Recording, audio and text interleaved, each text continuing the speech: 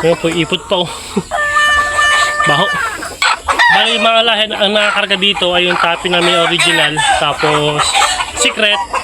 Ngayon naman ay magpapabembang muna tayo ng ating mga pullets and woodhen. So ito sila. Kukunin ko dito sa kanilang isolation area. Tapos lipat tayo dun sa ating mga broodcock and broodstag mga kalahi. So mga kalahi, ito yung isa na ating makabembang. Ayan o, nakagatcho na yung kanilang buntot. Ay yung brahig sapet mga kalahi. Ito ay tornado hatch mga kalahi. Ito yung kiparing Jones. Yan. Nakakross ito ngayon sa ating Boston Roundhead mga kalahi.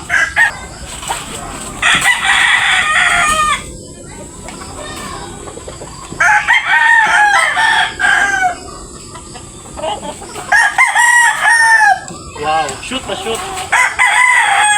Pakala all.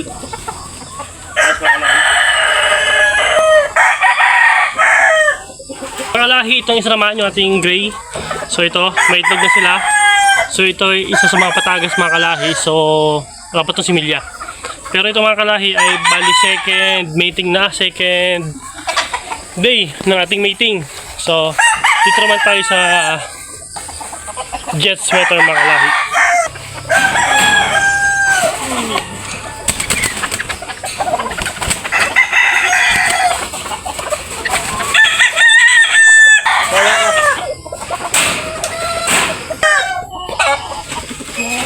Tapos ito naman ating mangyandom mga lahi. Mga lahi, ito yung ating mangyandom. Yan o. Intact pa yung wing band ni Rap Feriol. Yan mga lahi o. Feriol. So intact pa yung wing band. So legit to mga kalahi. Hindi ito gawa-gawa lang. So ito yung ating inalisan ng tubig sa katawan mga kalahi. So ready na siya pa mating. Ito ay second day ng kanyang mating mga kalahi. Kaya let's go. Mga kalahi, ito yung kanyang ano, kung kaya subak sa mga ito.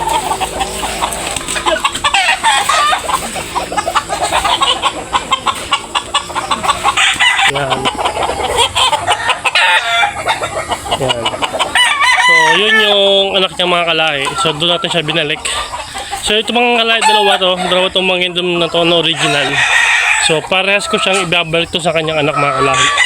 Ito mga kalahi, yung white leg na bulik. So ito mga kalahi ay umaga ko siya minimate kasi dalawang inahin eh. Hindi ko pwedeng pagsabay ng ano lang.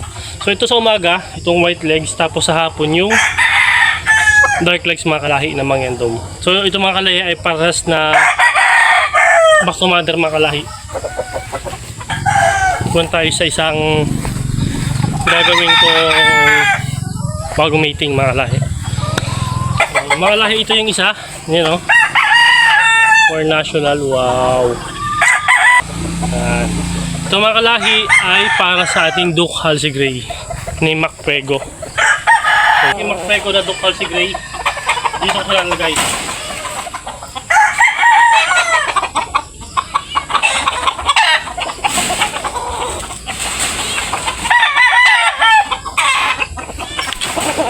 Ngayon po, ipot pa oh. Baho. Ito ang mga lahing tapi.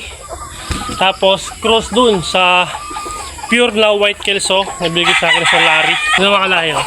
Yung tapi. Yan. Ito mga lahi ay pan 3-way na.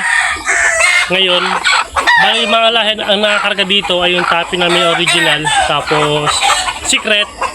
Tapos ito pan 3-way mga kalahi dun sa pure na white kelso.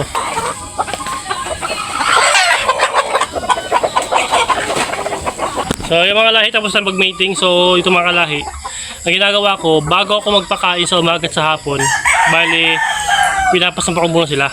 Nagpapamating muna ako, and after na mating saka ako magpapakain. So yun lang yung kasanayan ko mga kalahi.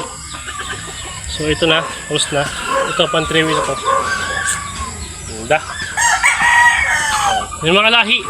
So abangan nyo yung mga susunod natin na vlog kapag na-hatch na yung ating mga mating mga kalahi.